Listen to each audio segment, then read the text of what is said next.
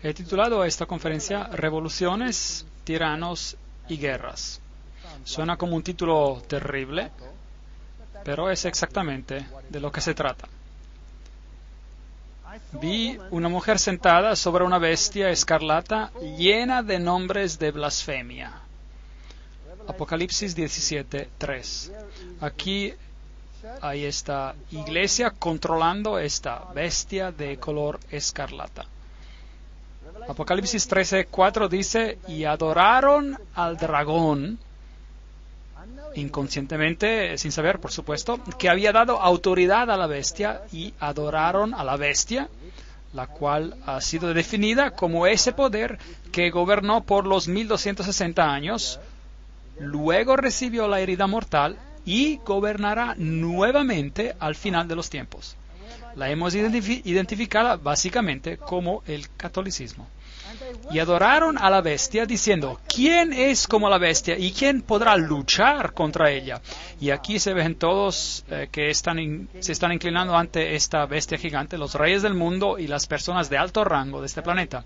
Le dan homenaje, le adoran por medio de su obediencia y dándole el poder del Estado para tratar con cualquier asunto. Aquí está una cita interesante del libro Popery, Puseyism and Jesuitism, el libro Papado, Puseísmo y Jesuitismo. ¿Y a qué apuntan los jesuitas? Según ellos solo buscan la gran gloria de Dios, pero si usted examina los hechos encontrará que ellos apuntan únicamente a tener el dominio universal. Roma había perdido el dominio universal y la Reforma Protestante había sido un gran problema en este respecto, un gran problema. Ellos se habían vuelto indispensables para el Papa, quien sin ellos no podía existir, porque el catolicismo se identifica con ellos. Se han hecho indispensables para los gobernadores y llevan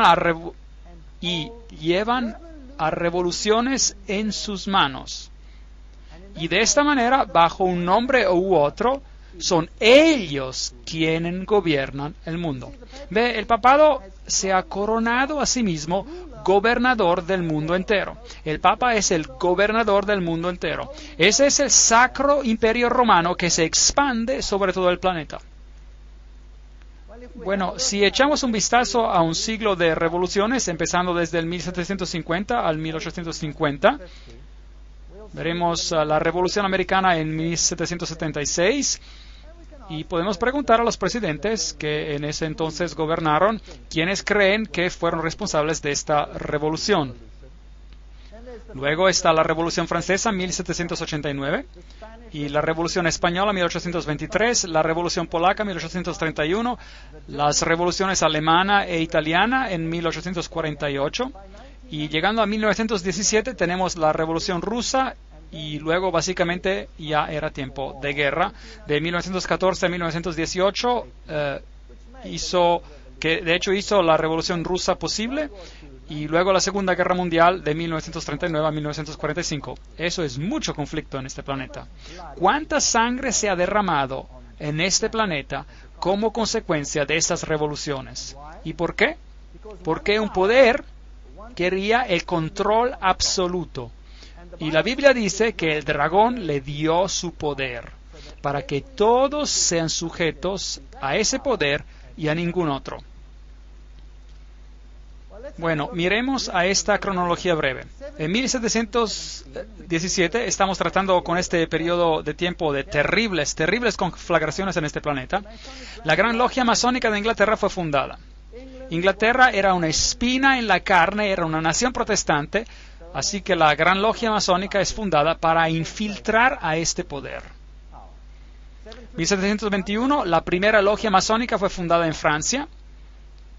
1731, Benjamin Franklin fue iniciado como un framasón, Benjamin Franklin. 1738, la Iglesia Católica Romana condena la masonería. Ahora, esa es una movida brillante. Eso se llama pensamiento dialéctico. Usted crea una organización, la prohíbe, miembros suyos pertenecen a la organización, pero el público al exterior ve que usted se ha distanciado y ya no puede ser su culpa. ¿Ve cuán astuto es? Mientras en el Vaticano todas las logias permanecieron y todos los cardenales eran miembros de ellas, pero no los Goyen, los no iniciados. Tenía que ser un ejército protestante bajo el control de la orden jesuita. Hicimos una conferencia entera sobre esto y usted puede conseguirla. La conferencia titulada ¿Quién está detrás de las sociedades secretas? En 1758 el señor Dashwood fundó el Club del Fuego del Infierno. Benjamin Franklin visita Inglaterra para discutir acerca del futuro de las colonias americanas con Dashwood.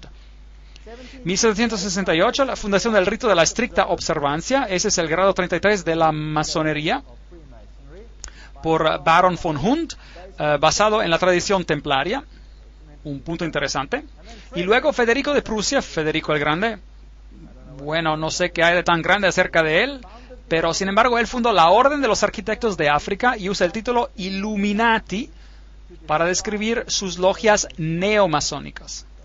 Así que esta es solo una breve historia mientras seguimos avanzando. 1770, Benjamin Franklin fue elegido como el gran maestro de la Logia de las 9 Hermanas en París. 1771, la organización masona El Gran Oriente es fundada en Francia. 1776, la Orden de los Perfectibilistas o Illuminati fue fundada. Noten que ellos claman ser perfectos. La Revolución Americana comienza, así que por 1776 ellos ya lo tenían todo arreglado. 1778, Pedro I fundó el Círculo Secreto. 1785, el Gran Congreso Masónico alegadamente conspiró la Revolución Francesa. Los Illuminati fueron prohibidos en Bavaria y se convirtieron en clandestinos. 1789, la Revolución Francesa. 1784, conspiración iluminista para derrocar a los Habsburgs, monarcas del Sacro Imperio Romano. Entonces, las monarquías se tienen que ir. Las monarquías se oponían muchas veces al dominio jesuita y prohibían a los jesuitas.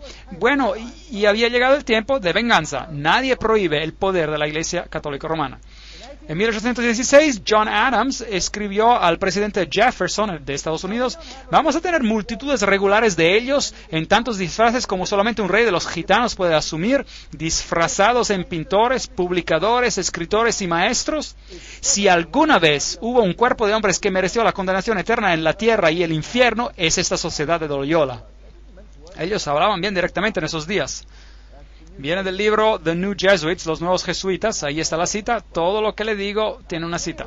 Ahora, muchos escritores advirtieron de esta gran conspiración de los jesuitas. Samuel Morse, recuerdan, el inventor del código Morse, escribió: el autor emprende a demostrar que una conspiración contra las libertades de esta república, está hablando de los Estados Unidos, está ahora en completo desarrollo bajo la dirección del astuto príncipe Metternich de Austria, quien, sabiendo de la imposibilidad de borrar por la fuerza de las armas a este ejemplo molestoso de una nación grande y libre, está procurando lograr su objetivo a través de la agencia de un ejército de jesuitas. La serie de hechos y argumentos que prueban la existencia de tal conspiración asombrará a cualquier hombre que abra el libro con la misma incredulidad con la cual lo hicimos nosotros. Esas son las personas que los presidentes creían que estaban detrás de todas estas conspiraciones. El presidente Abraham Lincoln mismo dijo: los protestantes de ambos el norte y el sur de Estados Unidos seguramente se unirían para exterminar a los sacerdotes y a los jesuitas si ellos pudieran saber de cómo los sacerdotes, las monjas y los monjes que diariamente llegan a nuestras costas bajo el pretexto de predicar a su religión no son nada más que los emisarios del Papa, de Napoleón el III, quien por supuesto era un alto framasón, y otros déspotas de Europa, para socavar, minar a nuestras instituciones, para alienar, distanciar a los corazones de nuestra gente, de nuestra Constitución y de nuestras leyes, para destruir a nuestras escuelas y preparar un reinado de anarquía aquí, como lo hicieron en Irlanda, en México, en España, y donde quiera que haya cualquier pueblo que quiera ser libre. Esa es una declaración imponente. 50 years in the Church of Rome, 50 años en la Iglesia de Roma. El sacerdote Padre Chiniquy solía ser un católico, luego se convirtió en protestante. Esta guerra nunca hubiera sido posible sin la siniestra influencia de los jesuitas. Le debemos al papado que ahora vemos nuestra tierra enrojecida por la sangre de sus hijos más nobles. Abraham Lincoln, 1865, el 16º presidente de los Estados Unidos. Cartas privadas de Lincoln, quemadas por su hijo Robert, restablecidas por Charles Chicony, quien era el confidente personal del presidente. En una carta del 22 de enero de 1870, Mazzini escribió a Pike. Ahora, Alfred Pike es este alto framasón que escribió el manual, si desea, de la masonería escocesa. Él dijo lo siguiente: debemos dejar que todas las federaciones continúen así como están. Debe parecer como si las cosas fueran como en un principio, con sus sistemas, sus autoridades centrales y diversos modos de correspondencia entre los de los altos grados del mismo rito, organizados como están ahora, pero debemos crear un rito superior, que se mantendrá desconocido y que llamaremos a esos masones de alto grado que nosotros seleccionaremos. Con respecto a nuestros hermanos de la masonería, esos hombres deben ser comprometidos al secreto más estricto. A través de este rito supremo gobernaremos a toda la masonería, la cual este rito se convertirá en el centro internacional y aún más poderoso porque su dirección será desconocida. Albert Pike escribió una carta a Mazzini el 15 de agosto de 1871, en la cual él mencionó que debería haber una orden mundial, una orden donde todas las naciones estén bajo el control de una organización central. Y para poder lograr esto, planearon, y existen numerosas citas sobre esto, así que puse un número en la pantalla porque alguien dirá: no confío en esto, no confío en eso, no confío en el otro. Hay referencias allí, hay referencias aquí arriba, hay otras referencias en las otras diapositivas, así que esto viene de fuentes diferentes. Y él dijo, y a propósito, esto estaba expuesto en el Museo Británico y podía ser visto allí hasta que lo sacaron. La Primera Guerra Mundial, para derrocar el poder de los zars en Rusia, el protector de la ortodoxia, de la Iglesia Ortodoxa, y provocar un Estado ateísta comunista. ¿Ocurrió eso? Sí. Ahora, eso fue escrito mucho antes de este evento. Mucho antes de este evento. Esto fue escrito en 1871. Esta guerra ocurrió en 1914. La Segunda Guerra Mundial. Eso también fue escrito mucho antes del evento, para originar entre Gran Bretaña y Alemania, para fortalecer el comunismo como antítesis a la cultura judío-cristiana y provocar un Estado sionista en Israel. ¿Alcanzaron este objetivo? Sí. De hecho, después de esta guerra, Israel en su forma presente fue restablecido bajo la protección de Gran Bretaña. Y luego, bien interesante, una tercera guerra mundial, una guerra del Medio Oriente, involucrando el judaísmo y el islam y esparciéndose a nivel internacional. Eso es fascinante. ¿Está esto en marcha? ¿Qué creen? Ciertamente suena como de que todo sigue según los planes. Otra cita. En caso de que no les guste esa cita, Mazzini con Pike desarrollaron un plan para 3 guerras mundiales para que finalmente cada nación estuviera dispuesta a rendir su soberanía nacional a un gobierno mundial. La Primera Guerra Mundial tenía que terminar con el régimen zarista en Rusia, y la Segunda Guerra Mundial era para permitir que la Unión Soviética controle a Europa, y la Tercera Guerra Mundial era para llevarse a cabo en el Medio Oriente entre los musulmanes y los judíos y resultaría en el Armagedón. Interesante. Ahora, ¿cómo lo iban a hacer? Leamos lo que Albert Pike escribió acerca de esas guerras y cómo ellas serán desencadenadas. Él escribió, cita, desencadenaremos a los nihilistas y a los ateístas, es decir, a los destructores y a los ateístas, y provocaremos una catástrofe social formidable que en su horror mostrará claramente a las naciones el efecto del ateísmo absoluto, al origen del salvajismo y a la agitación más sangrienta. Entonces, por todos lados, los ciudadanos obligados a defenderse contra la minoría de los revolucionarios exterminarán a esos destructores de la civilización, y la muchedumbre desilusionada con el cristianismo recibirá la pura luz a través de la manifestación universal de la pura doctrina de Lucifer. La destrucción del cristianismo y del ateísmo, ambos conquistados y exterminados al mismo tiempo. ¡Qué plan ingenioso! Así que usted frota fricción a los dos sistemas que usted crea, uno en contra del otro. Usted crea el ateísmo como una antítesis a la cultura judío-cristiana. Tiene esos dos que chocan hasta que se consumen. Y como conclusión de este proceso, usted conseguirá una nueva orden mundial donde hay una nueva religión, la cual es mucho más exotérica, que en efecto honra a Satanás. ¿No es este un plan bien ingenioso? Bueno, es muy exitoso. Es por eso que Ordo ab Chao es el lema, la frase, si quieren, que la masonería usa. Este es uno de sus documentos. Recuerda que lo fotografié en una logia masónica. Y Weishaupt, el padre del jacobinismo, usted recordará que hablamos acerca de eso en Apocalipsis capítulo 11, y el jacobinismo era el poder que propagó la Revolución Francesa. Hablamos de esto en Apocalipsis capítulo 11, con el ataque a la Bastilla, el triunfo supuesto de la libertad, la diosa de la razón entronada en vez del cristianismo. Así que el cristianismo fue removido y otro reinado comenzó. La monarquía fue depuesta y Luis XVI y su esposa perdieron sus cabezas, la decapitación de María Antonieta, y eso puso un fin a esa monarquía. Luego Robespierre, él dirigió los clubes jacobinos y un reino de terror comenzó, que en su derramamiento de sangre y su violencia es bien comparable a cualquier cosa que hemos visto hoy. El gran filósofo, si desea, de la Revolución Francesa era Voltaire. Ahora, usted puede buscar esos hechos en cualquier enciclopedia británica. Ellos le dirán quién era Voltaire. Él era un jesuita. Ellos dirán, por supuesto, que era un jesuita renegado, rebelde, que dejó la Iglesia Católica Romana para escribir en contra de ella. No. Él solo estaba desempeñando el papel perfectamente. Ellos estaban preparando una antítesis.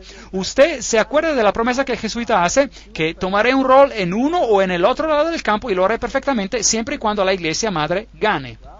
Bueno, sostener una pluma, es decir, escribir, es estar en guerra. El contrato social, el hombre nace libre y en todas partes él está en cadenas. Un hombre piensa por sí mismo como el maestro de otros, pero permanece más esclavizado que los que realmente son esclavos. Es verdad. Pero ¿qué tal si usted creó la esclavitud para después crear la miseria y para después crear la revolución? ¿No es posible? Entonces los filósofos se juntan y escriben una nueva constitución para este planeta llamada Los Derechos Humanos, la Declaración de los Derechos Humanos, 1798. Declaración de los Derechos Humanos. Tenemos el ojo que todo lo ve, de Lucifer. Tenemos la serpiente con la cola en la boca, la serpiente que da vida, la serpiente eterna. Luego tenemos este gracioso pequeño sombrero jacobino por allá, al final de la lanza. Echémosles un vistazo a toda por aquí. Y luego tenemos el manojo de varas atadas juntas que se llaman, ¿qué? ¿Usted se acuerda cómo se llaman? Fascie. El manojo de varas atadas juntas. Y encima de las fascie tenemos este pequeño gracioso sombrero, que era el sombrero jacobino. Y es así como se veía. Hay una mejor representación del sombrero aquí arriba. También conocido como la gorra frigia, que se utilizaba en la antigua Roma por los esclavos emancipados como una marca de su libertad, y adoptada en la Revolución como la gorra roja de la libertad. Eso es lo que ellos le dicen, eso es para los Goyim, para los que no son iniciados. Déjenme decirles lo que realmente es. Allí está. Ese es el dios Mitra, y allí está matando el toro, y está usando un perro, una serpiente y un escorpión que agarra las partes más delicadas del toro, y lo está destruyendo con animales impuros. Esta es una guerra contra Cristo. Ahora mirémoslo de un lado. ¿A qué se parece su sombrero? Es el sombrero frigio. Entonces esto es mitraísmo. Y el catolicismo es mitraísmo. El mitraísmo era la religión de Persia. Era la religión de Roma y es la religión de la Iglesia Católica Romana. Hay 7 grados en el mitraísmo. El grado más alto se llama padre. Y luego tenemos una congregación. Ahora, ¿quién en la Iglesia Católica tiene una congregación y se llama padre? El sacerdote, ¿correcto? Y él puede ser un miembro de varios grupos, y también pueden los sacerdotes católicos, pueden ser lo que quieran, pueden ser jesuitas, pueden ser franciscanos, pueden ser dominicanos, pueden ser miembros de varias otras órdenes religiosas también. Entonces, Ciro el Grande fue el primero en publicar un manifiesto de los derechos humanos. Ahora, la herida mortal, como habíamos discutido en Apocalipsis capítulo 11, solo para refrescar su memoria, el 21 de febrero de 1798, el Papa Pío VI es destronado por Napoleón, su anillo fue rasgado de su dedo y murió en exilio. Ahora, piensen esto, si Napoleón era un framasón, entonces él estaba bajo el control ¿de quién? De la orden jesuita. Entonces, ¿quién envió a Napoleón a Roma para tomar el Papa cautivo? La orden jesuita. ¿Por qué? Bueno, he pensado mucho sobre esto. Dentro de la Iglesia Católica Romana hay varias órdenes y no siempre ha habido perfecta armonía. De hecho, la orden jesuita lentamente tomó el control de todas las órdenes. Los caballeros de Malta, por ejemplo, no darían tan fácilmente su control del poder, pero ahora están sujetos a los jesuitas. Los dominicanos estaban cabeza a cabeza con los jesuitas. Por ejemplo, el papado quitó la Inquisición de los jesuitas y se la dio a los dominicanos, y esto creó una tremenda tensión. Y en la Revolución Francesa fue la orden dominicana que fue masacrada, destruida ahí. No los jesuitas, ellos controlaban este asunto. Así que había algunos asuntos dentro de la misma iglesia que tuvieron que ser resueltos también para obtener un control completo de la situación.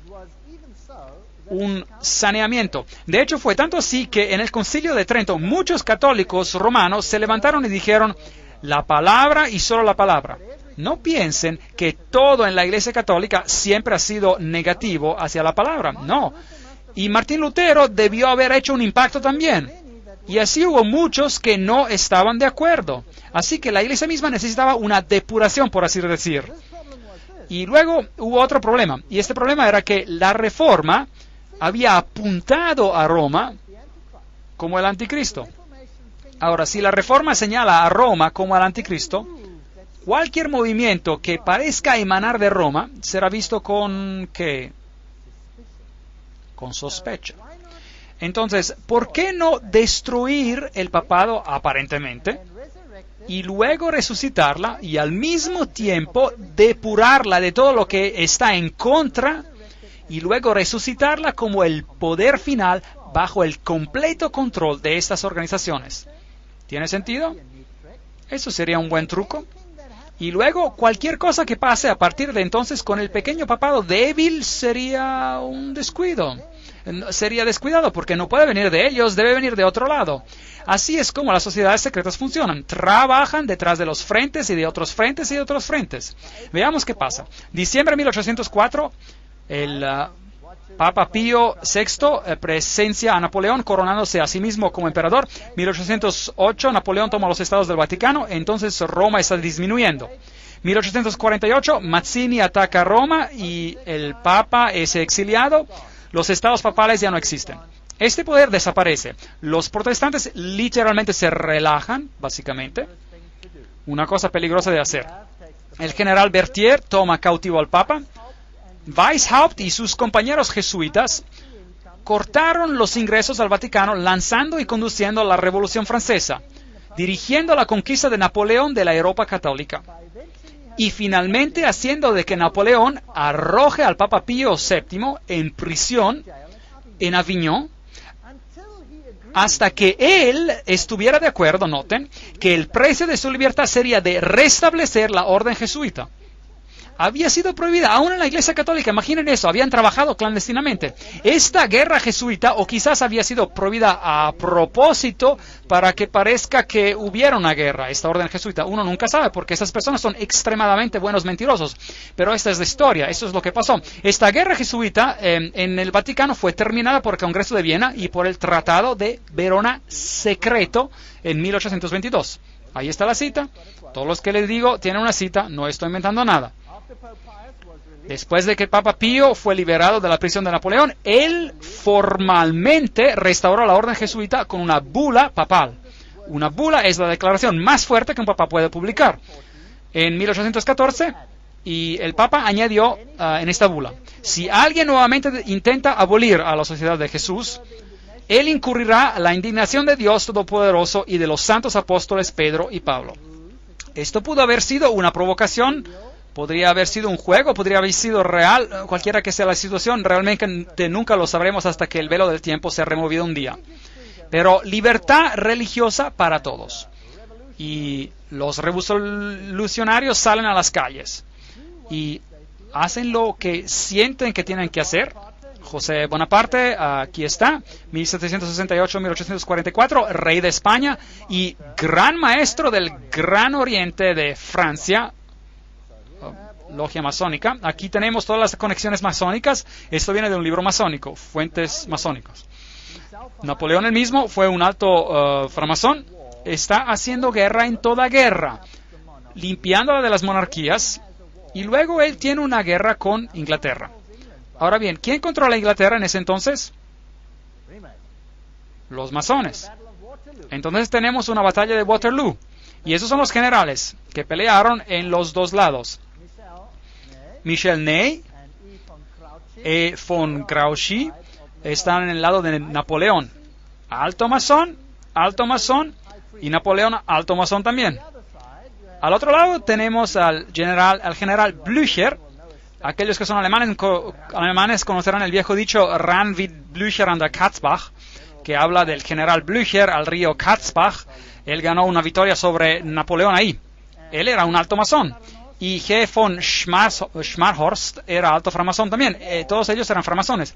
¿Esta guerra fue realmente una guerra o una guerra planeada? Ahora, ¿quiénes son los orquestadores de la Primera Guerra Mundial? Bueno, ahí está Kaiser Wilhelm, primero. ¿Qué tiene puesto? Esto viene de un libro masónico. Él tiene su mandil masónico puesto. Él es un alto masón. Es lo que era. Aquí está Kaiser Friedrich el Grande. Allí está con su regalia masónica de un libro masónico. Están orgullosos que todos estos reyes eran todos framasones. Entonces, toda la situación de la guerra es planeada por framasones, quienes están siendo controlados por ¿quiénes?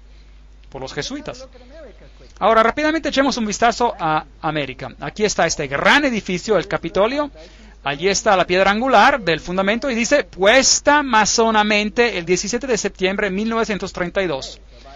Ok, en este tiempo América ya estaba controlada por la masonería. Por supuesto, las personas están totalmente inconscientes, las instituciones continúan como antes, pero todas están siendo infiltradas. Si mira a la arquitectura, las águilas, el simbolismo, todo lo que tenemos acá es adoración del sol. Tenemos al mitraísmo ilustrado aquí. El plano de las calles de Washington es masónico. Tenemos a la cabra al revés de Méndez en el plano de la calle. Luego tenemos el compás y el juego de reglas. Y todo está en bloques de 13. Y el templo masónico está en la calle 13, etc. Todo el plano de las calles de Washington está hecho masonamente. Así que está dedicada a Lucifer. Claro que las personas están inconscientes de esto. La Casa Blanca fue luego construida con este tremendo falo por ahí. Tiene una altura de 555 pies, 555, no 666 pies, número que pertenece a alguien más alto en Roma. Esto es de 555. Y ¿no es interesante que 555 es el número que Hollywood usa ¿Cuál es el número telefónico que en cualquier programa de televisión o cualquier de esos? Es 5555, llame a 555. ¿Alguna vez ha escuchado eso? A propósito, Hollywood es la madera que ellos usaban para hacer la vara de las brujas. Así que está dedicado a Lucifer, es brujería. Pero eso es solo al lado del punto. Aquí está el falo.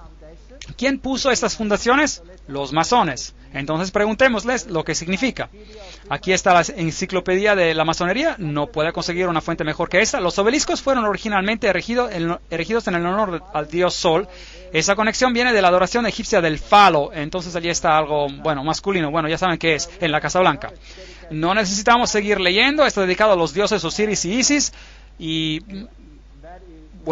esa es la escultura que está ahí. La estructura militar es un pentágono, que es el centro elevado del pentagrama, en el cual, por ejemplo, 13 brujas se ponen de pie, 12 alrededor de una para propagar la maldición. Entonces esto es también una estructura de la brujería. Es solo un edificio, pero tiene ciertas connotaciones. Luego Francia, el país que publicó la nueva filosofía para el Nuevo Mundo, envía un obsequio a los Estados Unidos, la Estatua de la Libertad. Preguntemos a la UNESCO qué significa. UNESCO dice, los 7 rayos emanando de la aureola de Mitra, allí está el dios Mitra, simboliza su triunfo sobre las fuerzas de la oscuridad. Ahora usted debe entender que Lucifer dice que Miguel y sus ángeles representan las fuerzas de la oscuridad, que Jehová es el diablo. ¿No es eso terrible? ¿Se recuerdan de eso? Lo estudiamos. Y aquí la UNESCO nos dice que la cabeza de la Estatua de la Libertad es adornada con los 7 rayos de Mitra. La antorcha que ella sostiene es el símbolo del sol. Esta es la antorcha de Lucifer, pues. Porque no importa si Lucifer es masculino o femenino, él es androgénito en su historia. Aquí está la piedra de la fundación. En este sitio, en el 5 de agosto de 1884, la piedra angular del pedestal de la Estatua de la Libertad iluminando al mundo. Esa es iluminación. Fue puesta con la ceremonia por William A. Brodie, el gran maestro de los masones. Así que ahí está la señal masónica y que la Estatua de la Libertad es masónica, pues. Todo parecerá ser masónico a medida que continuemos. Texe Mars escribe, elevándose sobre las brillantes pero contaminadas aguas, ella sostiene en su brazo extendido una antorcha de fuego y luz, un obsequio de la orden masónica, los herederos modernos de la herencia de los Illuminati. La Estatua de la Libertad fue esculpida por Frédéric Bartholdi, un miembro de la logia masónica de Alsace-Lorraine en París, Francia. La estatua es importante para las sociedades secretas que complotan la nueva orden mundial. Ahí está. En 1854 el Papa Pío IX proclama la Inmaculada Concepción de la Virgen María. Ahora, María siempre ha estado allí en el catolicismo romano, pero ahora María es puesta en el mismísimo centro y es legitimada como la Madre de Dios y como una entidad en el cielo. En 1869, Pío cita el Primer Concilio Vaticano. En 1870, el dogma de la infalibilidad papal es publicado.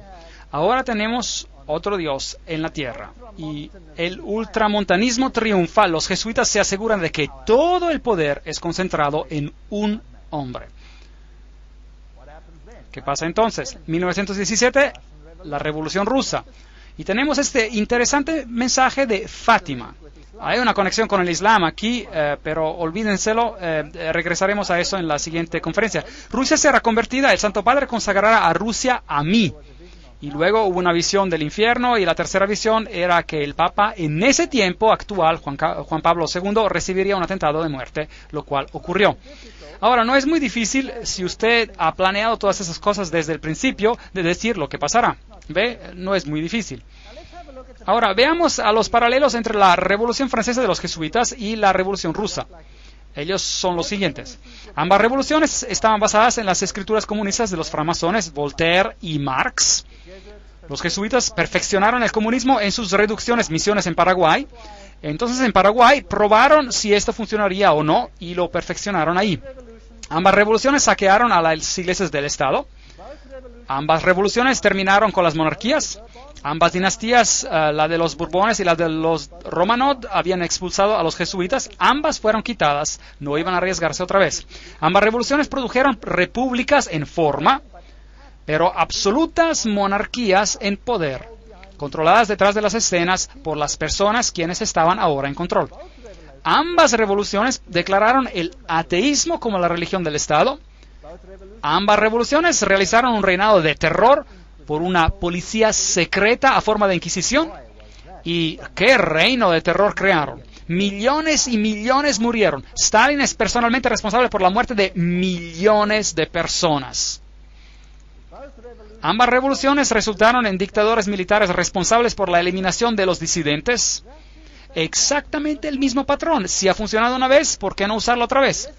Las lecciones aprendidas en esas repúblicas platónicas, allí en Paraguay, proporcionaron la base para el manifiesto comunista de Marx, por la cual cada nación en la tierra sería reducida a una reducción guaraní, de tal modo destruyendo las clases medias de los protestantes blancos y al mismo tiempo restaurar el feudalismo comunal de las edades oscuras del imperio de los papas. Esta es una cita, bueno, es un poco cortante, pero más o menos nos da un resumen de los hechos. Entonces, Karl Marx, en el 1844, escribió el Manifiesto Comunista, es la fecha cuando lo escribió, y fue publicado en 1848. 1928, el nuncio papal en Alemania conduce el poderoso partido católico de centro a la extrema derecha y ayuda a elevar súbitamente a Hitler al poder. Ahora, ¿quién es Adolf Hitler? 1929, Pío IX disuelve el Partido Católico, ya ha hecho su trabajo, y las personas han sido preparadas para votar. Y en el mismo año se corona a él mismo como gobernador soberano del mundo. ¡Qué arrogancia! Ahora el Papa es gobernador soberano del mundo. En el mismo año él firma los documentos. Ahora un gobernador tiene que tener un país y él consigue su estado papal de regreso, el estado más pequeño del mundo. Y ahora el papado cualifica nuevamente como una entidad política. Ahora, había muerto, ya no era una entidad política, así que la bestia fue mortalmente herida y ahora recibe nuevamente su poder y califica como una bestia nuevamente. Su herida fue sanada, ¿no es correcto? Y es por eso que la crónica de San Francisco, casi citando la Biblia, dice que mientras ellos firmaron este documento, la herida fue sanada. Se ve aquí en este cuadro. Ahora estamos listos para la guerra. 1934. En Yugoslavia se forma una organización llamada los Ustashi. ¡Qué organización repugnante! Se fundaron y asesinan al rey Alexander de Yugoslavia. Ahora, los Ustashi eran una organización militar con las características básicamente de los nazis y masacraron a los serbios. A los serbos, masacraron a la gente ortodoxa y los forzaron a convertirse católicos o a morir, una de las dos. Y nunca se dice nada acerca de esa tremenda matanza que ocurrió aquí. 1941, Croacia se declara independiente y la matanza comienza. Ese es el hombre que en ese entonces era papa, cardenal secretario del Estado, Eugenio Pacelli. Allí está su familia, todos ellos con conexiones masónicas y, por supuesto, tiene el Banco di Romano a su disposición con dinero de la familia Rothschild. Este hombre tiene características masónicas, sí. Aquí él está. En su elección de su número de cédula era el 13, un número muy importante en la masonería. Allí está en el sello con el triángulo masónico que produjeron. Ahí está con la señal masónica, así como Anthony Sayer la tiene ahí a la izquierda. Y algo más, desde entonces, el papado usó el éfod, esa es la pequeña placa sobre el pecho que era también usada por los sumos sacerdotes en Israel. Ahora, preguntemos a Albert G. Mackey, un masón de grado 33, que nos cite lo que significa esto. Él dice, el gran sumo sacerdote del Real Arco de la Masonería desde el 1859 al 1865 en los Estados Unidos declara, en su trabajo estándar, es el aquí arriba, él dice, el sumo sacerdote del Real Arco usa oficialmente el éfod. Entonces, ¿quién es el sumo sacerdote de la masonería? Ahí está, el Papa. Bueno, Pacelli visitó a los Estados Unidos y conversó con este hombre, el presidente F.D. Roosevelt. Ahora, esa es una foto grande de una logia que probablemente nunca hubiera tenido que ser publicada y probablemente están muy enfadados que haya sido publicada, pero muestra a Roosevelt en su completa regalia masónica. Y ahí lo muestra con su fez, un sombrero de felpa en la cabeza, y está recibiendo un apretado de mano masónico. Note el apretado de mano masónico. Y un fez, sombrero interesante. Regresaremos a eso en la siguiente conferencia, que simboliza todo eso, porque están usando esos gorros, estos feces, y asigna a Myron Taylor como un enviado especial al Vaticano. Ahora, veamos a los líderes políticos de la masonería en los Estados Unidos, y solo estoy citando de varias fuentes y también páginas de internet, y habrá diferentes fuentes aquí, así que ustedes pueden examinarlas por sí mismos para mostrarles quién está en control en este momento. Veamos, vamos a repasarlos rápidamente y vamos a ver qué grados ellos son. Bill Clinton, de grado 33, Newt Gingrich, grado 33, Bob Dole, grado 33, Jack Kemp, grado 33, Storm Thurmond, grado 33, Colin Powell, grado 33, Jesse Helms, grado 33, Barry Goldwater, grado 33, Al Gore, posiblemente grado 33. Luego otros más, James Monroe, Andrew Johnson, James Garfield, McKinley Roosevelt, William Taft, Franklin Roosevelt, Harding, Lyndon Johnson, Gerald Ford, Ronald Reagan, George Bush, todos ellos, Yitzhak Rabin, Yasser Arafat, Príncipe Philip, Duca de Kent y muchos más. Aquí hay otra fuente, Saddam Hussein, qué interesante, tendremos que regresar a él, framasón de grado 33. Tony Blair, de grado 33. Gerhard Schröder, primer ministro de Alemania, de grado 33. Benjamin Netanyahu, grado 33. Yasser Arafat, grado 33. Ronald Reagan, Gorbachev, Helmut Kohl, Shimon Peres. Helmut Kohl es también miembro del Comité de los 300. François Mitterrand, 33, era de la Logia del Gran Oriente, por supuesto. Yitzhak Rabin, Willy Brandt, todos esos de los tiempos pasados eran framasones. Algunos más. Joseph Stalin era de los Illuminati, un miembro de la Logia del Gran Oriente. León Trotsky, de la Logia del Gran Oriente. Kissinger es un miembro del Comité de los 300. J. Edgar Hoover, 33. Cecil John Rhodes, Aleister Crowley. Walt Disney era un framasón de grado 33. Olof Palme, Al Gore, Tony Blair, Joseph Mengele. Qué interesante. Él era el asesino en masa de los nazis. Él hacía parte de los Illuminatis. Robert McNamara, usted los nombra. Todos ellos están ahí. Billy Graham. Disculpe, continuemos. Colonel John Glenn, Buzz Aldrin, todos los que ve alguna vez han estado en el espacio tienen que ser un framasón de los grados más elevados. Edgar Mitchell y demás aquí. Hasta Francis Bacon, Lord David Owen, todos los negociadores, Richard Holbrooke. Solo estoy pasando por esta lista. Alan Greenspan, Peter Wallenberger, la reina Elisabetta, la segunda es la reina de los Bilderbergers, Príncipe Philip, la reina Beatriz, ella pertenece al Comité de los 300, Príncipe Bernard de los Netherlands, de los Países Bajos, Comité de los 300, y seguimos, Ted Kennedy, Rockefeller, David Rockefeller, Deng Hui, Barón de Rothschild, Hillary Clinton es la sexta gran dama, es una framasona muy elevada, muy alta, Albert Pike, por supuesto, ustedes saben, Bertrand Russell, Otto de Habsburg, Weishaupt, hasta en los tiempos pasados. Aquí está Edward Hoover, el presidente Dwight Eisenhower. Ahí lo honran con el grado 33, la Gran Cruz, en una ceremonia especial en la Casa Blanca. No tienen vergüenza de nada de esto. Aquí están casi todos los presidentes de los Estados Unidos en la galería presidencial de la logia. La fotografía yo mismo, entré a la logia, entré a la galería presidencial, fotografié cada una de esas, clic. Y bueno, ya, lo hice ya. Y me salí. Bueno, ahí están todos como framasones. Si miramos al dólar norteamericano, algunas cosas muy interesantes ocurrieron durante el tiempo de Roosevelt. Ahí está el símbolo, ahí está ese símbolo. No tenemos tiempo para todo esto. En Dios confiamos. 1. Si usted ve ese símbolo aquí, dice Annuit Ceptis Novus Ordus Seclorum. Si usted intercala el hexagrama, entonces obtendrá esto ASNOM, lo cual son las letras de la palabra masón mezcladas. Si usted va al otro lado, apunta a objetos y luego lee ARLTO, Arlington. Hay mucho que hablar aquí, hay muchas cosas interesantes. Si va al 1 y a la media luna, hay una pequeña estructura ahí, es un micropunto, tendrá que conseguir una lupa para verlo. Usted verá que es usted verá ahí que es un pequeño búho, un pequeño búho, un búho en la media luna. Y esto aquí verá que es una telaraña. Hay mucho simbolismo aquí. Ahora, si usted ve las monedas antiguas, verá que las deidades estaban asociadas con el búho, y verá que cuando fuimos a la arboleda bohemia, ¿qué adoraban ellos ahí? El gran búho de Bohemia. Y vimos que los presidentes de los Estados Unidos se inclinan al búho de Bohemia. Un asunto que da miedo. Ahora, mirando a este símbolo, tenemos el ojo que todo lo ve de Lucifer. Todavía no está en la base del triángulo. Cuando sea puesto, él tendrá su reino.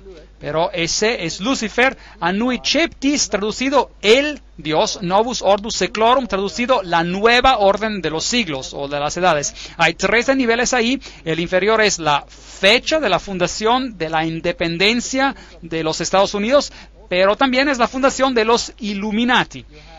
Tenemos esta telaraña, símbolo de la nueva era. Tenemos por ahí la banda, la cinta de Lucifer. Usted lo verá por aquí, en esta iglesia católica romana, donde tenemos a Anubis, el fénix, un símbolo de Júpiter, el dios Júpiter, y la calavera y huesos, y allí tenemos la cinta, ¿la ve? Asociada con Júpiter. Está sobre la flama. Y todos estos símbolos nos cuentan una historia interesante. Al otro lado tenemos este símbolo, 9 plumas en la cola, hay 13 lanzas, hay 13 hojas, hay 13 pentagramas hechos en la forma de un hexagrama. Tenemos el águila, tenemos la declaración por aquí, e pluribus unum, fuera de muchos uno. Vamos a reunir a todas las naciones. Entonces ese es el simbolismo de una nueva orden mundial en el dólar. El mundo va a estar bajo de un gobierno central, y ese gobierno va a estar bajo el control de Lucifer, no de Jesucristo.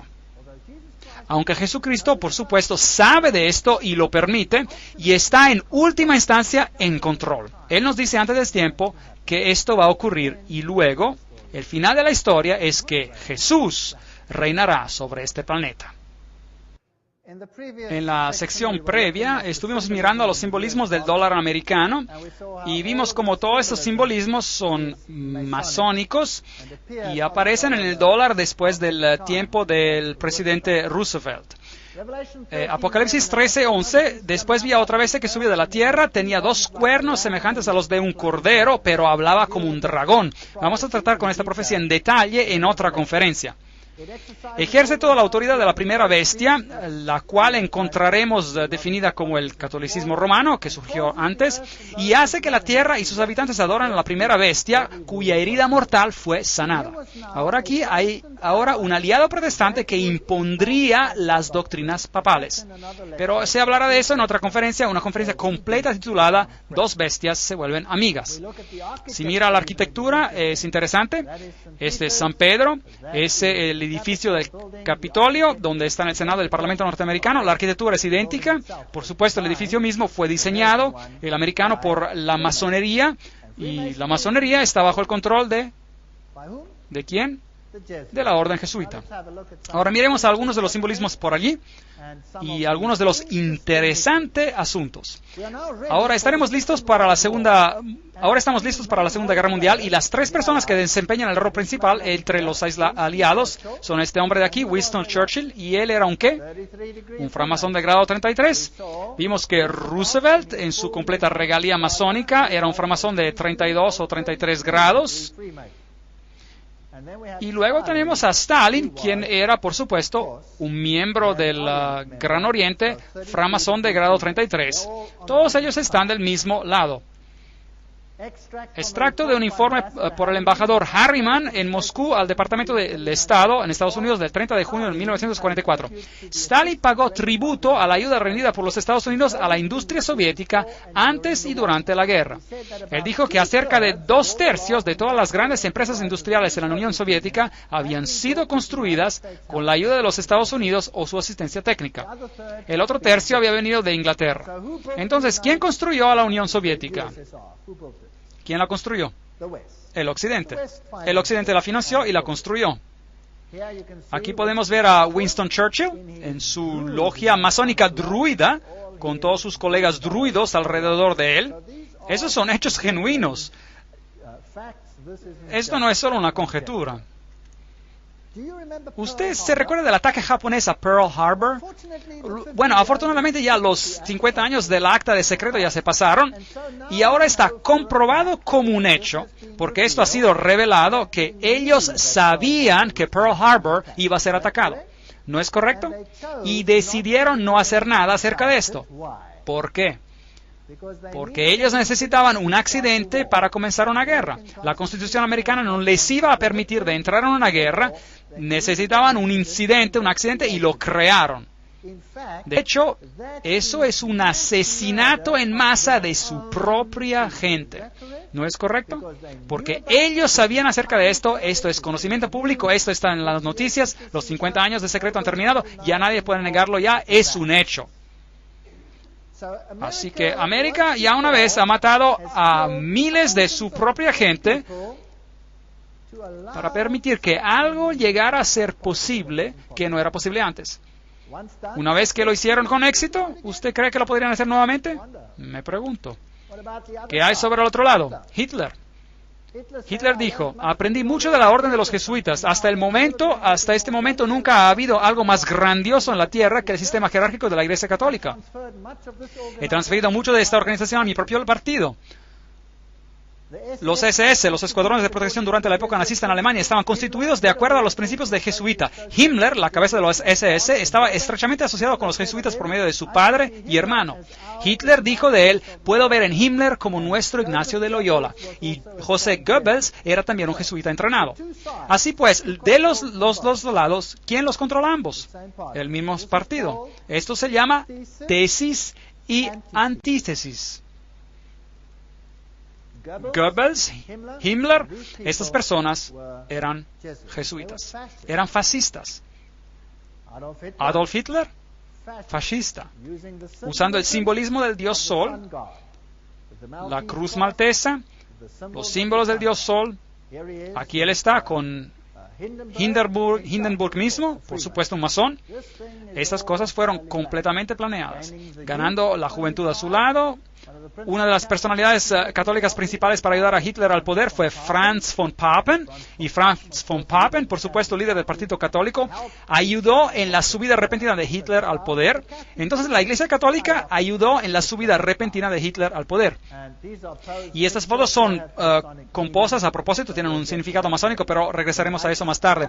El Reichsadler, el águila del Reich, escondida como el símbolo masónico. Y la supuesta feliz alianza al principio, que luego se deteriora. Aquí vemos el saludo con las actividades masónicas asociadas con él. Aquí él está junto con los líderes de la iglesia. Y aquí puede ver a los cardenales saludando a Hitler con el saludo nazista de Heil Hitler. Así que la iglesia estaba muy envuelta con el movimiento nazi. Aquí hay todo un grupo de cardenales dando el saludo nazi de Heil Hitler. El Papa y el Führer. Usted se recordará que incluso hasta el día de hoy hay un tremendo enojo por el Papa Pío, que ahora, de hecho, ya está en su vía hacia la santidad, gracias a su conexión con el movimiento nazista. Bueno, aquí está el nuevo Reichsbischof, Ludwig Müller, el protestante que saluda a Hitler con un buen apretón de manos. El anterior obispo protestante ya no estaba en vida porque Adolf Hitler lo había ejecutado. Entonces este debió haber sido una marioneta en el contexto religioso. Así que los católicos y los protestantes uno al lado del otro. Ahora, entiendan lo que es guerra. Pensemos en la guerra. ¿Quién es el problema en términos de la Iglesia Católica? Primeramente, la Iglesia Ortodoxa del Este había sido un problema. La Primera Guerra Mundial resolvió este problema. El zar había sido removido y la Iglesia Ortodoxa había sido sujetada, al igual que todas las iglesias, para hacer que se vea correcto, por el comunismo ateístico. Pero los líderes del comunismo eran todos católicos. De hecho, he viajado en muchos de esos países y las personas mayores de edad, todas me dijeron: ahora comprendemos Porque los líderes de los regímenes comunistas, porque ellos todos asistían a la Iglesia Católica. ¿Por qué si todos eran ateístas, eran tan buenos católicos? Bueno, este poderoso ejército se levantó, pero Alemania se divide. Está dividida. El norte de Alemania y particularmente el este de Alemania es todo protestante. Son luteranos. Y son escépticos del papado. Mientras que el sur de Alemania es todo católico. En los países ortodoxos como la entera Unión Soviética, tenemos a la Iglesia Ortodoxa controlando el pensamiento de las personas. Ahora, desde la subida al poder del comunismo, eso ha sido reducido o sujetado, y la Iglesia Ortodoxa ha sido sujetada a los estados, a los gobiernos. Ahora viene esta guerra poderosa. Los símbolos que se llevan aquí son los símbolos de Lucifer. También se usa en la teosofía, allí puede verlos. Allí está la esvástica, la serpiente que todo lo ve. Y Adolf Hitler mismo era un tremendo ocultista. Por supuesto, como un iniciado de jesuita lo tenía que ser. Pero, por supuesto, su vestimenta, su máscara exterior de religión era el catolicismo. Usted encontrará la misma esvástica en el pie de Buda. Como les dije antes, fue un sacerdote jesuita, el padre Stempfle, y no Hitler, quien realmente escribió Mein Kampf, Mi lucha, el libro. Así que un jesuita escribió el libro. Los SS tienen los mismos símbolos como la sociedad secreta de calavera y huesos. La calavera con huesos cruzados, Meine Ehre heißt Treue, mi honor significa lealtad, fidelidad. Los SS habían sido organizados por Himmler de acuerdo a los principios de la orden jesuita y se convirtieron básicamente en la nueva, si desea, Inquisición. Y cualquiera que no obedeciera al sistema era destruido. Ahora, se lee mucho en la literatura sobre los 6 millones de judíos que fueron destruidos. Pero no leemos nada sobre más de 2,5 millones de personas de las más brillantes en Alemania. Todos los profesores, todos los alemanes inteligentes y altamente educados, quien fueron matados por Adolf Hitler. Hombres pensadores no pueden ser tolerados en tales regímenes. Degradar el pensamiento individual. Debemos de tener de un lado siervos y del otro la élite. De un lado a los goyems, el ganado, y del otro los super iluminados. Y muy irritante. Recuerden que la revista jesuita Civiltà Católica, medio de comunicación de los jesuitas, dice muy francamente, el fascismo es el régimen que corresponde más estrechamente a los conceptos de la Iglesia Católica. El fascismo es fascinante. Bueno, disculpen el retruécano, pero bueno, el fascismo tiene un líder central. Y ven, el Papa, finalmente, un líder central, control total sobre las personas, aunque la gente cree que está libre, porque consiguen todo lo que requieren. A diferencia del comunismo, ellos pueden tener derechos de propiedad, pero los derechos de propiedad están entre comillas. Y regresaré más tarde a eso en otra conferencia, en caso de que usted haya sido engañado a creer esto. Ahora, aquí están las fascie, el manojo de varas acompañado por una hacha o por una lanza, que simboliza el poder sobre la vida y la muerte, llevado por el oficial romano como un símbolo de autoridad. Bajo la República, el cónsul o pretor, cuando comenzaba una expedición, tomaba sus votos en la colina Capitolina, donde ahora se encuentra el Vaticano, de hecho, un hecho bien simbólico. Si él era aclamado imperator, en otras palabras, un líder por sus tropas, él cubría su fascia con un laurel y a su vuelta depositaba la corona sobre la colina de Capitolina. Todo conduce a Roma. Qué historia fascinante. Así que, donde usted encuentre los fascie, usted debe saber que Roma está detrás de esto. Los regímenes fascistas usan los fascie, así que los fascie pueden parecer como una hacha, o una hacha que puede ir a través, o puede ser una lanza, como lo era en la Revolución Francesa. Estas son las fascie. Ahora, ¿dónde encontramos las fascie? Un letrero para la campaña de 1888 para el candidato de la presidencia de Grover Cleveland.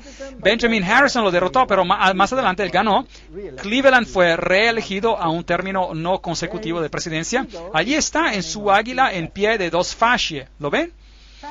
El fascismo ocultado en los Estados Unidos. ¿Sabía que los Estados Unidos debería estar alejado como el cielo de la tierra en cuanto al fascismo? Bien, bueno, eso es fascinante. El edificio del Capitol en los Estados Unidos, si usted va a la cumbre, eso es el resultado. Fascie, fascie, fascie. Así que los Estados Unidos finalmente se convertirán en un estado fascista. Nadie hubiera creído eso hace 50 años, hace 100 años atrás, hace 10 años atrás, quizás ni siquiera 5 años atrás. Hoy, ¿cómo se ve? Hay control poderoso del Estado sobre cada uno, así como en los tiempos de los SS en Alemania. Si usted se mueve, está saliendo de una nueva ley, la cual vigilará a la gente del Estado. ¿Sí o no? Sí, el proyecto de ley llamado Patriota. ¿Ha escuchado de eso? Hay toda clase de leyes interesantes saliendo. Ahora, ¿de qué tipo de gobierno es ese? Interesante. Ahí está. ¿Sabía que las fascie aquí, la fascie detrás de la tribuna del podio de la Casa de Representativos en Washington, D.C., ¿las ve? Note, detrás de las sillas aparece un hacha dorada. Allí está. Y el hacha y las fascie. Así que de siempre lo saben. Solo están esperando por la oportunidad, pujando el tiempo. Monedas romanas antiguas con los fascie. Aquí está una fascie detrás de una moneda de 10 centavos en América, con una llama ahí. Una fascie en el dólar americano. Y los presidentes sentados a los lados de los fascie. Ahí está Washington. Incluso Abraham Lincoln se sentó en una silla con fascie. Aquí está la insignia de la Guardia Nacional. Tiene fascie. Hay fascie en la Estatua de la Libertad. Leamos lo que Anthony Sutton se recuerda de este hombre que escribió acerca del grupo Calavera y Huesos, educado en la Universidad de Londres, Göttingen y California, investigador en el Instituto Hoover. Ese es un hombre importante. Veamos lo que él tiene que decir.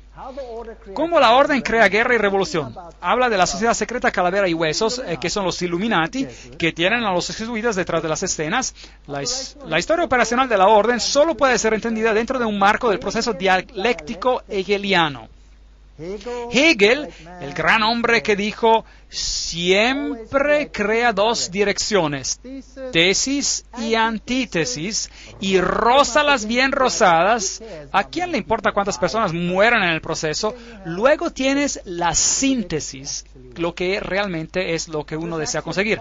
De este axioma sigue que el conflicto controlado puede crear una historia predeterminada. Por ejemplo, cuando la Comisión Trilateral discutió el manejo del conflicto, etcétera, etcétera, ya hemos leído toda esta cita antes, ya que la voy a pasar por alto. La síntesis, esto es el resultado del proceso, la síntesis buscada por el establecimiento es llamada la nueva orden mundial. Sin el conflicto controlado, esta nueva orden mundial no ocurrirá. Las acciones individuales aleatorias al azar de las personas en la sociedad no producirán este síntesis. Es un síntesis artificial y por lo tanto tiene que ser creado. Así que uno escucha de una guerra aquí, una guerra allí, una revolución aquí, una revolución allí. Las revoluciones tienen que ser financiadas. Uno nunca escucha de dónde viene el dinero para financiarlas. ¿Quién financia las revoluciones? ¿Quién las controla? ¿Ven? Tenemos a nazis contra la Unión Soviética, Corea del Norte, el norte de Vietnam, ad nauseam hasta el hastío contra los Estados Unidos. El conflicto procura beneficios mientras empuja al mundo siempre más cerca del único gobierno mundial. Ahora, ¿no es lógico que eso es lo que Satanás quiere? Él quiere un único gobierno mundial. Así que en la filosofía hegeliana, el conflicto entre la derecha política y la izquierda política, o la tesis y el antítesis, en términos hegelianos, es esencial para hacer avanzar el movimiento de la historia y causar el mismo cambio histórico. ¿Han notado que cada país tiene un partido izquierdista y un partido derechista? ¿Han oído acerca de esto? Y su país también lo tiene también. De lo contrario, no habría razón de votar, ¿correcto? 2 de ellos. Ahora, veamos cómo funciona esto. El presidente Woodrow Wilson hizo esta declaración. Ahora, este es un presidente hablando. Algunos de los hombres más grandes en los Estados Unidos en el campo del comercio y de la industria saben que hay un poder tan organizado, tan sutil, tan completo, tan omnipresente, que es mejor hablar con suavísimo susurro si hablan en condenación de él. Entonces aquí hay un poder que controla todas las cosas. Karl Marx en Das Kapital, el libro, planteó el capitalismo como la tesis y el comunismo como la antítesis. Ahora tenemos los jesuitas clamando por el capitalismo y tendremos a jesuitas clamando por el comunismo. El choque de los opuestos debe, en el sistema hegeliano, traer una sociedad que no sea ni capitalista ni comunista. Esa es la síntesis. Además, en el esquema de eventos hegelianos, esta nueva síntesis reflejará el concepto del Estado como Dios y el individuo totalmente subordinado a un Estado todopoderoso. Si usted no hace lo que el Estado dice, masacre. Es lo que Adolf Hitler practicó. 2,5 millones de alemanes masacrados y fuera. Entonces, ¿cuál es la función del Parlamento? Ahora, tome nota, y yo no estoy diciendo esto, lo estoy leyendo. Me critican por esta declaración, usted no pueden creer cuánto. Por favor, no me critiquen a mí, escriban a estas personas. Solo estoy citándolas. Entonces, ¿cuál es la función del Parlamento? De un Parlamento, un Congreso, para los hegelianos. Estas instituciones simplemente permiten a los individuos que sientan que sus opciones tienen algo de valor y para permitir que un gobierno tome ventaja de cualquier sabiduría que los paletos, la gente común, pueda accidentalmente demostrar. Bien, ahora veamos cómo Hegel mismo describe esto. Este es ahora el gran filósofo Hegel, delante de quien los políticos se inclinan. Él dice, por virtud de esta participación y presunción, con su opinión general, individuos pueden mostrarse palpablemente eficaces y gozar de la satisfacción de sentirse que cuentan por algo. En otras palabras, nosotros somos simplemente unos estúpidos, unos idiotas. Si usted vota, ¿por quién está votando? Les diré por quién está votando. Siempre le digo esto. Usted vota o por el diablo en rosa o por el diablo en azul. El voto no hace ninguna diferencia. Es un chiste. La política es un chiste. Guerra. El conflicto organizado de las naciones por los hegelianos es solo el resultado visible del conflicto entre ideas. Como John Dewey, el querido hegeliano de la educación moderna, él está, de hecho, en control de toda la educación en el Nuevo Mundo y dice, la guerra es el predicador más eficaz de la vanidad de los meros intereses limitados. Pone un fin a ese egoísmo egocéntrico del individuo por el cual él clama a su vida y a su propiedad como suya o de su familia. ¿Entendieron eso? Ahora, seguramente Roma no piensa así. Les mostraré bulas, publicaciones papales que les pondrán sus cabellos de punta. Nuevas bulas y publicaciones. Comparen ustedes esto a la letra y el espíritu de la Constitución de los Estados Unidos que dice absolutamente lo opuesto. Bien, entonces para esos elitistas el Estado es supremo y un élite autonombrado gobernando el Estado actúan de hecho como si fueran Dios sobre la tierra. El resto somos el ganado, los catecúmenos, el ganado, los Goyan. Los libros de texto presentan a la guerra y la revolución más o menos como resultados accidentales del conflicto. Nunca en los libros de texto occidentales encontrará usted la evidencia de que las revoluciones necesitan finanzas y los recursos de las finanzas en muchos casos remontan de nuevo a Wall Street, el mercado financiero en Estados Unidos. Medios operativos para la creación del conflicto, la llave de la historia moderna está en estos hechos, que los elitistas tienen relaciones estrechas de trabajo cercano con ambos, los marxistas y los nazis. Ellos juegan en ambos lados, porque lo que han creado es solo un juego. En este memorando presentaremos el concepto de que la historia mundial, ciertamente desde el 1917, refleja el conflicto como deliberadamente creado con el objetivo de traer una síntesis, una nueva orden mundial. Bueno, veamos cómo funciona. Aquí está la orden. La tesis es la Rusia marxista. Estamos presentando la Segunda Guerra Mundial ahora. La antítesis, la Alemania nazi. ¿Quién los financió? ¿Quién financió a los rusos? La empresa Guarantee Trust. ¿Quién financió a los nazis? La empresa Guarantee Trust. Y luego tenemos a la compañía Harriman, antes llamada Harriman y compañía, etc. Y las mismas personas aquí. Harriman financió a los intereses nazis. Las mismas personas financiaron a los ambos lados. Luego tenemos la revolución bolchevica en 1917 y en 1933 la ascensión de Hitler al poder, el conflicto entre los dos, tremenda ganancia y el resultado. Después de la Segunda Guerra Mundial, las Naciones Unidas da el primer paso hacia la nueva orden mundial. Allí lo tenemos. Maravilloso. Todo financiado por las mismas fuentes. En 1948 empieza la carrera para crear bombas atómicas. En 1950 María recibe el estado peregrino. La estatua de María se vuela a Moscú por instrucción del Papa Pío XII. En 1950 Francis Matthew llama para una guerra nuclear con Rusia y comienzan a argumentar entre los dos. Note cuántos fueron matados por Stalin.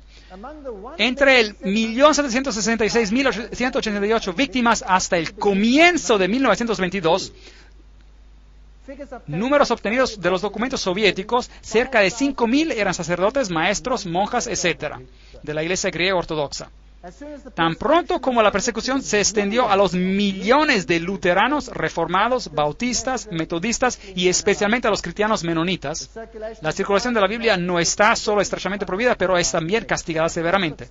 Eso es lo que Stalin hizo. Stalin mató a millones. ¿Escuchamos de 6 millones de judíos? Bueno, piensen en términos de 30, 40, 50 millones de personas cuando usted piensa en Stalin, el más gran asesino en masa que jamás se haya visto. Y Foster Dulles, presidente Kennedy, ¿cuál es la historia ahí? Bien, aquí está Kennedy, se casó con esta dama joven, Jacqueline Kennedy, y ellos, los jesuitas, están preparando a Estados Unidos para un tremendo conflicto para el fin. Y cada presidente tiene que jugar su rol.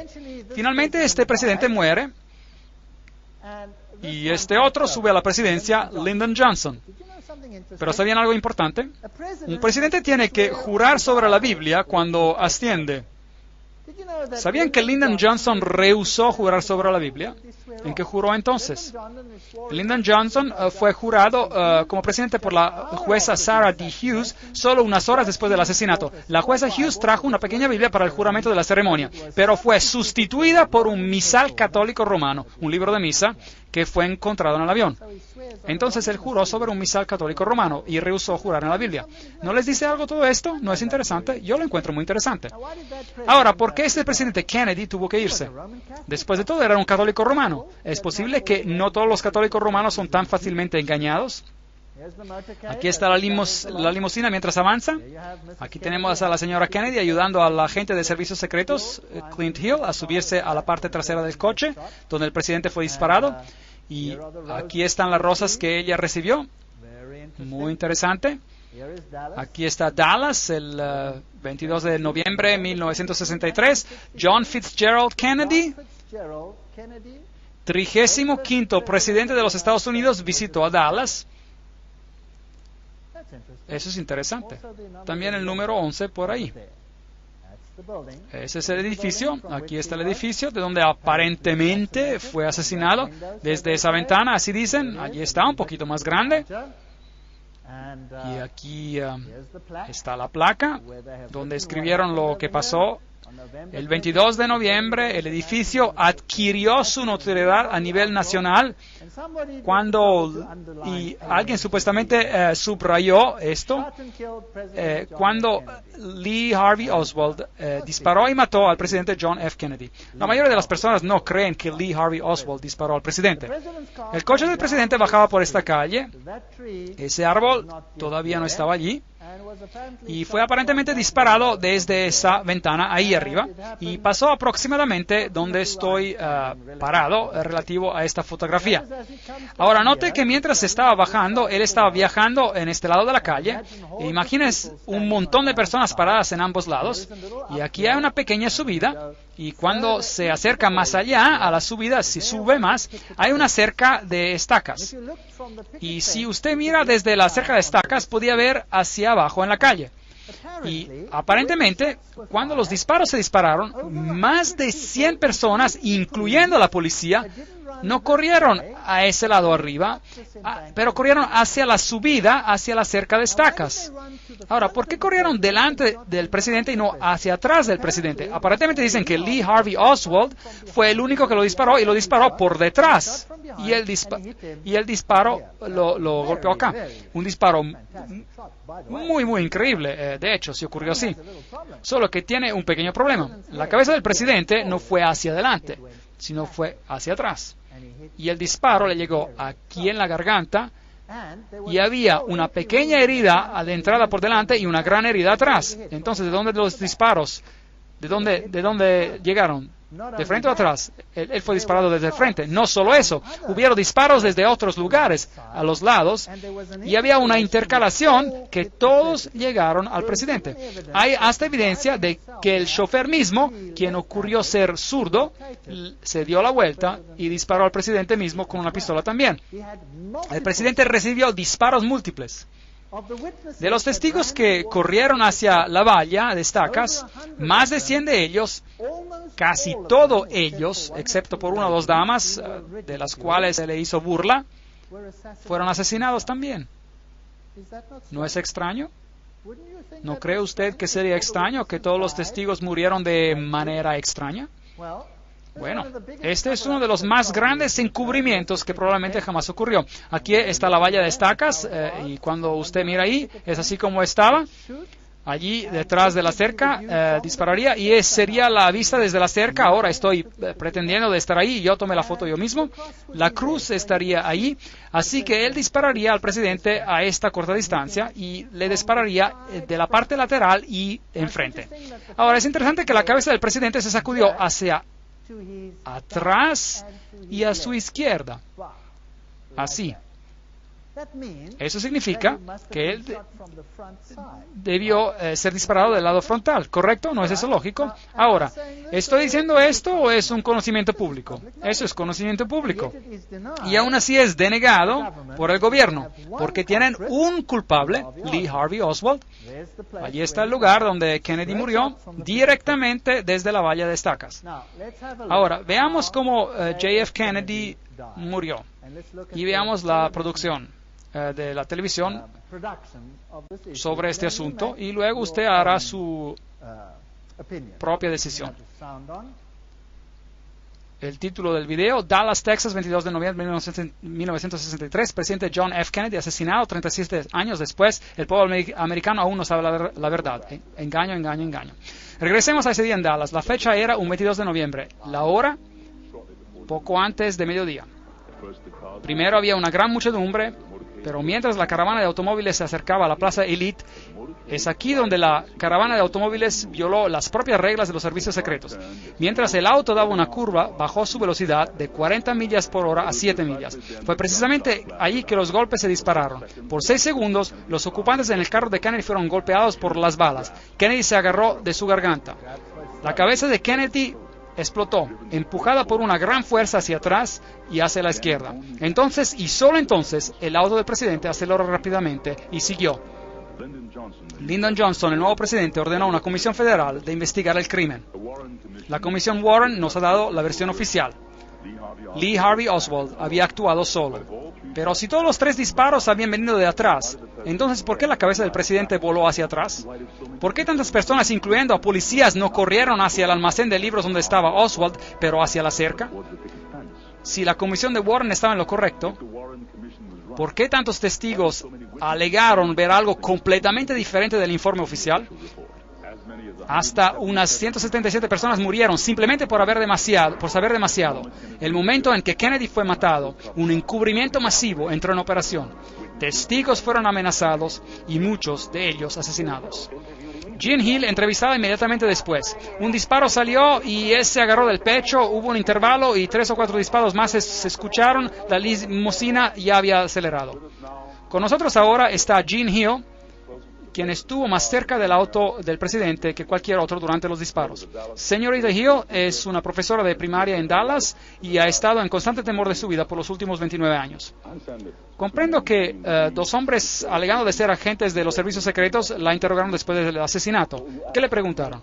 Me preguntaron lo que había visto. Les dije que había visto la cabeza del presidente, que vi a un francotirador desde el montículo, la subida, y que escuché de 4 a 6 disparos. Pero ellos me dijeron que solo escuché 3 disparos. ¿La entrevistó alguna vez la comisión de Warren? Oh, sí, fui entrevistada por nuestro inspector, quien, trató mucho de desacreditar todo lo que dije. Él me acusó de muchas cosas, desde una aventura amorosa mezquina, de buscar fama, o simplemente de estar mintiendo. Habla el inspector del asesinato. Hemos encontrado los hechos reales y ciertamente nadie en los pasados 25 años ha comprobado que nuestras conclusiones básicas son incorrectas. Fue el inspector quien vino con lo que llaman la teoría de la bala mágica, que hace ver cómo una bala se fue a través de ambos Kennedy y el gobernador de Texas, John Connally. La bala fue más tarde descubierta virtualmente intacta en la camilla del hospital de Connally. La verdad, si hubiese sido conocida, si hubiese salido, hubiera revelado de que sí había una conspiración. Una conspiración para matar al presidente necesitaba una persona a quien echarle la culpa, alguien quien tomaría la culpa. Hubo muchas cosas que supuestamente usted no debería haber visto, como la prueba de parafina dada a Oswald que probó con seguridad que Oswald no había disparado con un arma en aquel día. O la cámara espía encontrada en las posesiones de Oswald, emitida a él por el gobierno de Estados Unidos. O la carta de Oswald a nuestro señor Hunt, pidiéndole cuál era su siguiente tarea. El único señor Hunt del que sabemos, en este caso, es el señor Howard Hunt de los servicios secretos americanos, quien compartía la misma oficina con Oswald en Nueva Orleans, la oficina que pertenecía a Guy Bannister, el jefe de la Policía Federal Americana. No solo estaba de dirección a los supuestos folletos pro Castro de Oswald, pero la cuenta de Oswald usaba para imprimir los folletos pertenecía a los servicios secretos americanos. Howard Hunt con los servicios secretos americanos, Guy Bannister con la Policía Federal Americana y Lee Harvey Oswald, todos en la misma oficina. Aquí está una teoría de cómo el presidente Kennedy fue asesinado. La caravana de automóviles de Kennedy fue preparada para dos curvas, llevándolo directamente a una triangulación. El primer disparo vino desde la valla de las estacas. Llegó a la garganta de Kennedy. El segundo disparo vino desde el edificio Daltex, al lado del edificio del almacén de libros. Este entró en la espalda de Kennedy. El tercer disparo vino desde la esquina sureste del edificio del almacén de libros y vino desde el 7º piso. Llegó al gobernador Connolly. El cuarto disparo vino desde el edificio Daltex, falló un poco, golpeó a la acera hiriendo a una persona que estaba allí. El quinto y el sexto disparos fueron disparados casi simultáneamente desde el almacén y desde la valla de estacas. Ambos llegaron a la cabeza de Kennedy, uno desde arriba, moviéndolo hacia adelante, y luego, uno instante después, uno desde el frente, arrojándolo hacia atrás.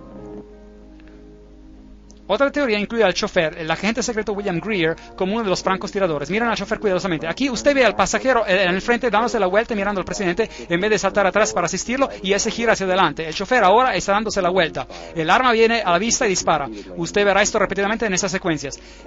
Kennedy había sido disparado en la garganta y él está inclinándose hacia su izquierda. El chofer ahora empieza a darse la vuelta. Su brazo izquierdo está sobre su hombro derecho y ahora dispara. Nuevamente usted ve al chofer darse la vuelta y ve que el arma se expone a la vista. Él está dándose la vuelta nuevamente, el arma se expone a la vista y él dispara. Usted puede ver claramente su cabeza darse la vuelta y luego su brazo y el arma extendiéndose a la vista sobre su hombro derecho. Una de las primeras actividades de William Greer, el chofer, después de que la limusina presidencial llegó al hospital de Parkland, fue de obtener un cubo y una esponja y agua y comenzar a lavar la sangre y pedazos de cerebro de la limusina del presidente.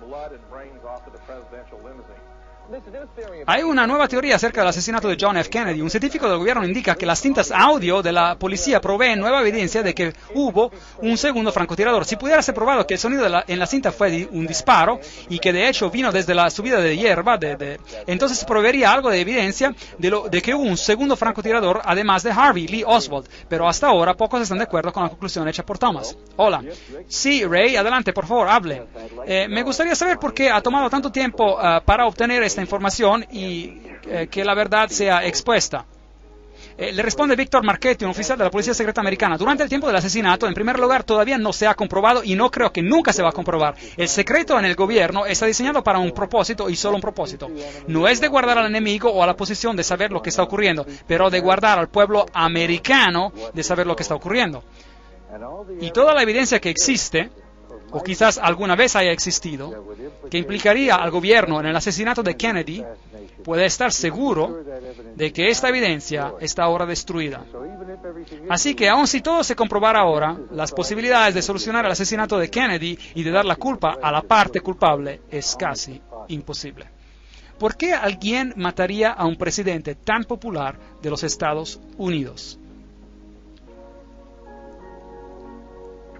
Kennedy estaba cambiando el status quo. Él decidió que ya no podía confiar en los servicios secretos americanos. Él estaba transfiriendo las operaciones secretas directamente al jefe del Estado Mayor Conjunto. Poco después despidió a Alan Dulles, quien había sido el director del Centro de Inteligencia desde el 1953. Kennedy continuó haciéndose enemigos mientras se retiró de la confrontación mundial. Él ordenó a las tropas americanas de que se salieran de Vietnam. Bueno, Ustedes vieron al chofer dar la vuelta. Si usted pudo verlo, era difícil verlo. Usted puede ver su cabeza volcar atrás de Kennedy. Y usted puede ver todas esas cosas. El libro Vatican Assassin, él dice, pero después del fracaso de la invasión de la bahía de Cochinos o la playa de Girón en Cuba, el presidente Kennedy cambió debido a que el concilio de Relaciones Exteriores jesuita lo había traicionado en la persona de McGeorge Bundy.